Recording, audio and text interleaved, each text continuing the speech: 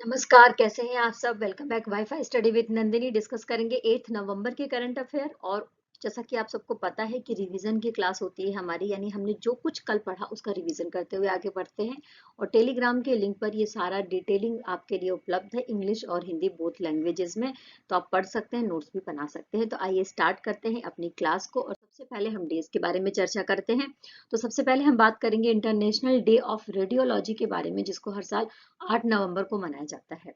अच्छा, रेडियोलॉजी, जैसा कि हम सबको पता है कि हमारे शरीर में अगर कुछ दिक्कत होती है तो हम एक्सरे करा लेते हैं, और एक्सरे के बाद में जो कुछ भी परेशानी होती है हमें पता चल जाता है। तो रेडियोलॉजी मनाया जाता है 8 नवंबर को। इसी दिन इसकी खोज करी गई थी 1895 में। किसके द्वारा खोज करी गई थी तो देख लेते हैं। विल्हेम रोएंटजेन के द्वारा इसकी खोज करी गई थी रेडियोलॉजी की 8 नवंबर को। तो इसकी वर्षगांठ के रूप में हर साल इसको मनाया जाता है, इंटरनेशनल डे ऑफ रेडियोलॉजी के रूप में। Okay, clear. नेक्स्ट बात कर लेते हैं, विश्व शहरीकरण दिवस कब मनाया जाता है? तो 8 नवंबर को मनाया जाता है। इसे विश्व नगर नियोजन दिवस भी कहते हैं। और ये दिन इसलिए मनाया जाता है जिससे कि जो शहरों का विकास हो रहा है उससे हमारा जो पर्यावरण है उसको किस तरीके से बचाकर रखा जा सकता है। शहर और पर्यावरण दोनों को एक दूसरे के साथ चलना है। ऐसा ना हो कि शहर का डेवलपमेंट इतना ज्यादा हो जाए कि हमारा पर्यावरण प्रदूषित हो जाए। तो इन बातों को ध्यान में रखते हुए हर साल विश्व शहरीकरण दिवस मनाया जाता है 8 नवंबर को। नेक्स्ट बात कर लेते हैं। फर्स्ट क्वेश्चन हमारे सामने है, फिडे ग्रैंड स्विस शतरंज प्रतियोगिता। ओके, तो FIDE Grand Swiss chess championship के बारे में अगर मैं बात करूं तो ये किसके द्वारा जीता गया है, क्वेश्चन में पूछा जा रहा है। ओके, तो यहाँ पर देखो, दो खिलाड़ी आपको दिख रहे हैं स्क्रीन पर। इनके नाम भी देख लेते हैं और किस देश ने जीता है वो भी देख लेते हैं। तो इस चैंपियनशिप को भारत के द्वारा जीता गया है। और इन दोनों खिलाड़ियों के नाम देख लेते हैं। तो विदित गुजराती इनका नाम है, और साथ में are Vaishali.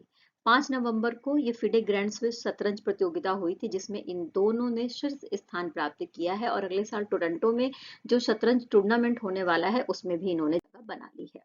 Brazilian grand prix 2023 के बारे में बात करेंगे। अभी हमने मैक्सिको ग्रैंड प्रिक्स 2023 के बारे में बात करा था, तो उसको जिस खिलाड़ी ने जीता था उसे ही ब्राजीलियन ग्रैंड प्रिक्स 2023 का खिताब उसी खिलाड़ी ने जीत लिया है। उसका नाम यहाँ पर पूछा जा रहा है। तो स्क्रीन पर जिसे आप देख रहे हैं, अब तो आप अच्छे से पहचान गए होंगे, मैक्स वेरस्टेपेन को। तो मैक्स वेरस्टेपेन के द्वारा ये जो टूर्नामेंट है जीत लिया गया है, इस बात को ध्यान रख लेंगे। और ये तीसरी बार ऐसा हो रहा है कि जो ब्राजीलियन ग्रैंड प्रिक्स है वो मैक्स वेरस्टेपेन के द्वारा जीता गया है। सुल्तान जोहेर कप 2023 के बारे में बात करेंगे। तो सुल्तान जोहेर कप 2023 में भारतीय जो हॉकी टीम है उसने कौन सा पदक जीता है? तो सबसे पहले देखो, ये पता होना चाहिए कि सुल्तान जोहर कप किस चीज के लिए होता है। तो ये होता है हॉकी के लिए। ओके, और इसमें जो ब्रॉन्ज मेडल है वो किसके द्वारा जीता गया है? तो भारत का नाम याद रख लेना, भारत के द्वारा ब्रॉन्ज मेडल जीता गया है। इसमें गोल्ड मेडल जीता गया है जर्मनी के द्वारा। और जो हमारा सिल्वर मेडल है वो ऑस्ट्रेलिया के द्वारा जीता गया है, इस बात को ध्यान रख लेंगे। केंद्रीय सूचना आयुक्त के रूप में किसे नियुक्त किया गया है? तो स्क्रीन पर जिसे आप देख रहे हैं इनका नाम है हीरा लाल सामरिया। हीरा लाल सामरिया को केंद्रीय सूचना आयुक्त के रूप में नियुक्त किया गया है। इनकी उम्र 63 साल की है। और साथ में मैं आपको बता दूं कि यशवर्धन कुमार सिन्हा की जगह इन्होंने ली है। 6 नवंबर को इन्होंने शपथ लिया है, किस चीज के लिए? केंद्रीय सूचना आयुक्त के रूप में। दुनिया की सबसे लंबे समय तक शासन करने वाली महिला प्रमुख के बारे में यहाँ पर पूछा जा रहा है। ओके, तो देखो, टाइम मैगजीन के बारे में हम अच्छे से जानते हैं, ये अमेरिका की एक मैगजीन है। तो इस मैगजीन ने अपने कवर पेज पर बांग्लादेश की मुख्यमंत्री शेख हसीना को समर्पित किया है, उनकी तस्वीर लगाई है। और ये गया है कि बांग्लादेश में सबसे ज्यादा दिन तक एक महिला प्रमुख के रूप में इन्होंने काम किया है। अगर शेख हसीना जी के बारे में बात करूं तो 1996 से लेकर 2001 तक ये प्रधानमंत्री थी। इसके बाद 2009 से ये लगातार बांग्लादेश की प्रधानमंत्री रही हैं। और किस तरीके से एक जूट उत्पादक देश के साथ साथ बांग्लादेश एक विकासशील देश बना, और उसकी जो अर्थव्यवस्था है दिन प्रतिदिन आगे बढ़ रही है, इकोनॉमी उसकी सुधरती जा रही है। इसलिए समर्पित है शेख हसीना जी को टाइम का जो कवर पेज। ओके, क्लियर, इस बात को याद रख लेंगे। भारत के किस स्वीडिश कंपनी ने 100% एफडीआई, भारत में किस स्वीडिश कंपनी ने 100% एफडीआई हासिल करा है। देखो अभी तक किसी भी कंपनी ने भारत में 100% एफडीआई हासिल नहीं किया था, लेकिन स्वीडिश कंपनी है जिसने 100% एफडीआई हासिल कर लिया है और ये भारत में अपनी ब्रांच भी खोलने वाला है। इसका नाम है साब, स्वीडिश कंपनी है, इस बात को याद रख लेना। जैसा कि हम सबको पता है कि जो रक्षा मामला मंत्रालय है वो दिन प्रतिदिन जो रक्षा जो हमारा डिफेंस सिस्टम है उसमें जो यंत्र यूज होते हैं, जो इक्विपमेंट्स यूज होते हैं, जो अस्त्र शस्त्र यूज होते हैं, उसका खुद निर्माण करना चाहता है। तो इसीलिए वो बाहर की कंपनियों को आमंत्रित भी कर रहा है, जिससे कि हमारे लोगों को रोजगार भी मिले और भारत की जो रक्षा क्षमता है वो भी बढ़ता रहे। और ये जो कंपनी है साहब, इसके बारे में अगर मैं बात करूं तो ये anti armour, anti tank, bunker, Carl Gustaf M4 rocket launcher का भी निर्माण करती है। बहुत सारे ऐसे रॉकेट हैं जो कंधे पर रख कर चलाए जाते हैं, और अभी जो रूस और यूक्रेन का युद्ध हो रहा है उसमें इस तरीके के रॉकेट का इस्तेमाल किया गया है। जिस ऐसे जो रॉकेट लॉन्चर होते हैं ना, जो कंधे पर रखकर इस्तेमाल किए जाते हैं, उनका पूरी तरीके से इस्तेमाल किया गया है। तो इस बात को ध्यान में रखते ही साब को आमंत्रित किया गया है भारत के द्वारा कि वो भारत में अपनी कंपनी लगाए, और इसके लिए वो कंपनी लगाएगी भी और कार्ल गुस्ताफ रॉकेट का निर्माण भी करेगी। ओके, तो 100% एफडीआई वाला जो कंपनी बना है वो कौन है? तो स्वीडिश का साब। क्लियर? स्वच्छ दिवाली शुभ दीपावली हस्ताक्षर अभियान किसके द्वारा शुरू किया गया है? तो ये स्टार्ट किया गया है MOHUA के द्वारा, यानी कि ministry of housing urban affair के द्वारा। क्लियर? तो ये स्वच्छ दिवाली और शुभ दिवाली हस्ताक्षर है जो 6 से 12 नवंबर तक चलने वाला है, इस बात को ध्यान रख लेंगे। क्लियर? नेक्स्ट बात कर लेते हैं ATMAN। ATMAN नामक उत्कृष्टता केंद्र की स्थापना कहाँ की गई है? देखो जैसा कि हम सबको पता है, दिल्ली और दिल्ली के आसपास का जो एरिया है वहां पर वायु प्रदूषण बहुत ज्यादा है। तो जिससे निपटने के लिए कानपुर IIT ने ये जो इनिशिएटिव है ये लिया है और एक केंद्र स्थापित किया जाएगा जिसका नाम है ATMAN। अच्छा, ये केंद्र क्या करेगा? तो इसमें इस तरीके के सेंसर्स लगाए गए हैं जो वायु की गुणवत्ता पर काम करेंगे, वायु की गुणवत्ता को बढ़ाने के ऊपर काम करेंगे, चाहे वो शहरी इलाके हों चाहे वो ग्रामीण इलाके हों। आर्टिफिशियल इंटेलिजेंस और मशीन लर्निंग की जो क्षमताएं हैं उनका निर्माण किया गया है एटमैन के तहत। Okay, clear? इस बात को समझ लेंगे। IIT मद्रास का प्रथम अंतरराष्ट्रीय परिसर का स्थापना कहाँ पर हुई है? देखो कुछ दिन पहले ही मैंने बताया था कि टाई अप हुआ है भारत और तंजानिया के बीच में कि जो IIT मद्रास है उसकी ब्रांच तंजानिया में खोली जाएगी। तो जो तंजानिया का जांजीबार द्वीप है वहां पर IIT मद्रास का पहला अंतरराष्ट्रीय जो एक परिसर है, एक कैंपस है, वो खोला जाएगा, है ना? नेक्स्ट बात करेंगे एशिया प्रशांत मानव विकास रिपोर्ट के अनुसार भारत की प्रति व्यक्ति आय कितनी है? तो देखो भारत की जो प्रति व्यक्ति आय है वो एशिया प्रशांत मानव विकास रिपोर्ट के अनुसार 2389 अमेरिकी डॉलर है। कितना है? 2389 अमेरिकी डॉलर है, इस बात को याद रख लेंगे। ये रिपोर्ट किसने दी है तो उसके ऊपर भी चर्चा कर लेते हैं। तो ये रिपोर्ट दी गई है संयुक्त राष्ट्र विकास कार्यक्रम यानी UNDP के द्वारा। UNDP ने 2024 का जो एशिया प्रशांत मानव विकास रिपोर्ट है जिसका नाम रखा गया है making our future new directions of human development in Asia and the Pacific. ठीक है, तो इस शीर्षक के साथ में जो रिपोर्ट पेश करी गई है UNDP के द्वारा उसमें ये बात बताई गई है कि भारत में जो आय है ना, उसमें बहुत ज्यादा असमानता देखने को मिलती है। भारत में जो धन है लोगों के पास में उसमें बहुत ज्यादा असमानता देखने को मिलती है। और ये बोला गया कि 2000 से लेकर 2022 के बीच में 442 अमेरिकी डॉलर जो भारत के प्रति व्यक्ति आय है वो बढ़ा है और बढ़कर 2389 अमेरिकी डॉलर हो गया है।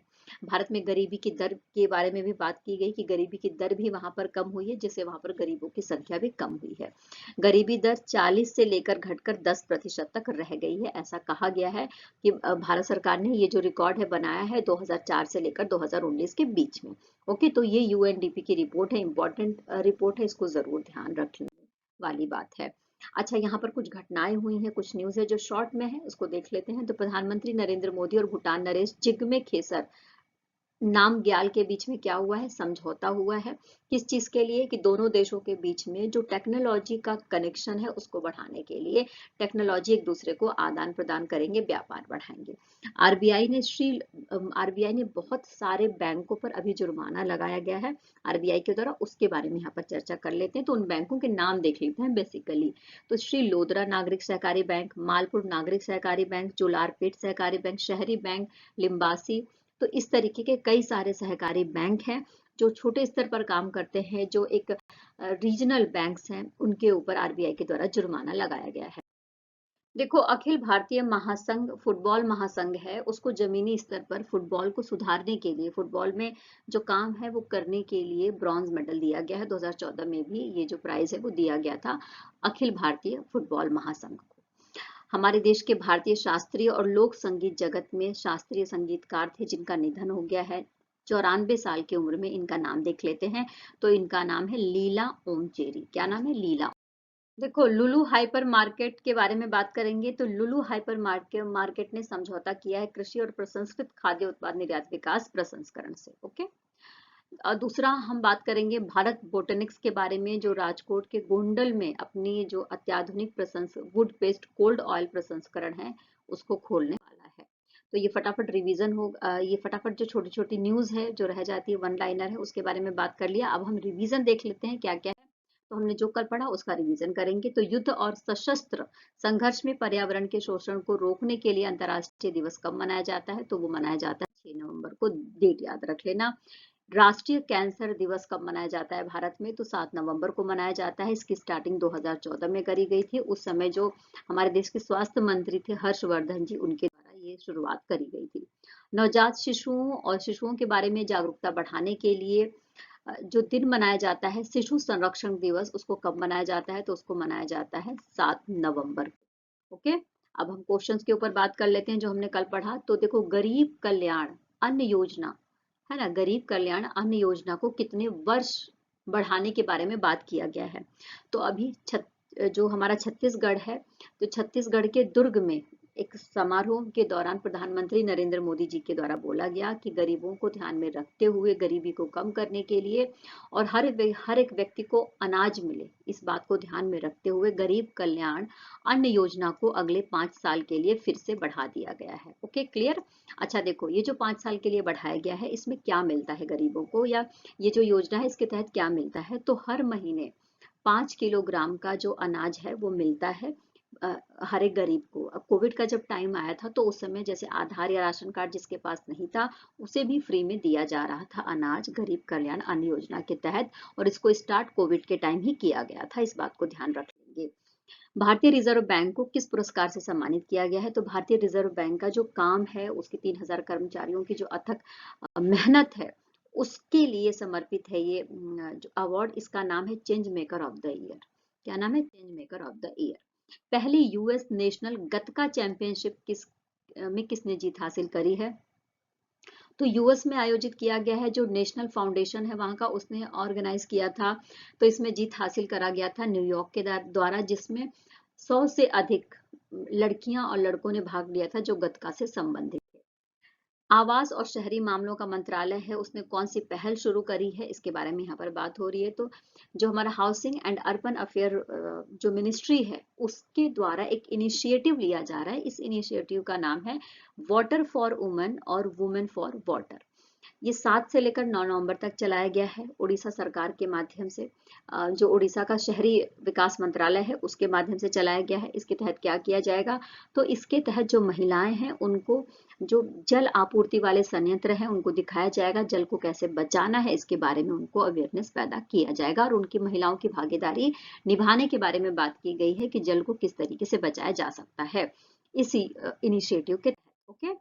टाइम आउट होने वाले दुनिया के पहले बल्लेबाज बन गए हैं। बहुत इंटरेस्टिंग न्यूज है और एग्जाम में आने की संभावना हो सकती है क्योंकि पहली बार हुआ है। तो जो पहला होता है वो खास होता है, इस बात का हमेशा ध्यान रख लेना। तो क्रिकेट की दुनिया में जैसा कि हम सबको पता है कि वर्ल्ड कप चल रहा है, भारत मेजबानी कर रहा है। इसके दौरान एक रिकॉर्ड बना। रिकॉर्ड क्या था? 6 नवंबर को मैच था श्रीलंका और बांग्लादेश के बीच में। तो इसके दौरान टाइम आउट से दुनिया में पहली बार आउट होने वाले बल्लेबाज हैं एंजेलो मैथ्यूज जो श्रीलंका से बिलोंग करते हैं। अब ये टाइम आउट क्या है देख लेते हैं। तो देखो वर्ल्ड कप में अगर कोई खिलाड़ी आउट हो जाता है तो मैदान पर पहुंचना होता है 2 मिनट के तहत, लेकिन इन्होंने लेट कर दिया जिसकी वजह से इनको टाइम आउट करार दे दिया गया। ओके क्लियर, इस बात को ध्यान रख लेंगे। बेटी बचाओ बेटी पढ़ाओ जो पहल है इसका समर्थन कौन कर रहा है और सरकार के साथ साझेदारी किसके द्वारा करी गई है। तो कलर्स के बारे में हमको पता है। कलर्स एक टीवी चैनल है जिसमें बहुत सारे सीरियल्स आते हैं और अधिकतर इसके सीरियल्स जो महिला बेस्ड होते हैं, जिसके प्रमुख में महिलाएं होती हैं और लिंग असमानता के ऊपर लगातार ये बात करता है, जो समाज में कुरीतियां हैं उसके ऊपर ये चर्चा करता है।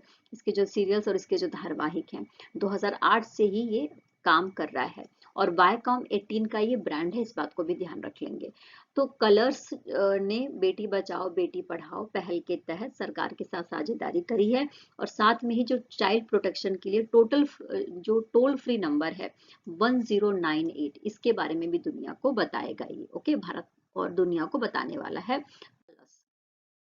बैंक ऑफ महाराष्ट्र के बारे में बात करेंगे। इसके जो कार्यकारी निदेशक हैं यानी कि एग्जीक्यूटिव डायरेक्टर हैं उसकी नियुक्ति करी गई है, उनका नाम पूछा जा रहा है। तो एग्जीक्यूटिव डायरेक्टर का नाम यहाँ पर क्या है, तो रोहित ऋषि इनका नाम है, इनका नाम जरूर याद रख लेना। महाराष्ट्र बैंक के बारे में बात हो रही है। भारतीय कवि का निधन हो गया है, इनका नाम पूछा जा रहा है स्क्रीन पर जिसे आप देख रहे हैं। इनका नाम है गिवे पटेल और इनका अभी निधन हो गया है। कहाँ पर, पुणे में। जैसा कि मैं आपको बता दूं कि भारतीय कवि हैं, साथ में ये चित्रकार भी हैं, नाटककार भी हैं और काफी ज्यादा कला के क्षेत्र में इनके योगदान रही हैं। ओके, इनका नाम याद रख लेना। 83 साल की उम्र में इनका निधन हो गया। इनका नाम है गिवे पटेल। तो इस सेशन में इतना ही। सारे क्वेश्चन आई होप कि आपने अच्छे से समझ लिया होगा। फिर कल मिलेंगे नए विचारों के साथ में और साथ में नए क्वेश्चंस के साथ में। तब तक टेक केयर, खूब खुश रहना है, खूब मेहनत करते रहना है, जीवन में आगे बढ़ते रहना है और जो आपके साथ रहे, जो आप पर भरोसा करे उसके साथ हमेशा बने रहना है। Take care, bye bye.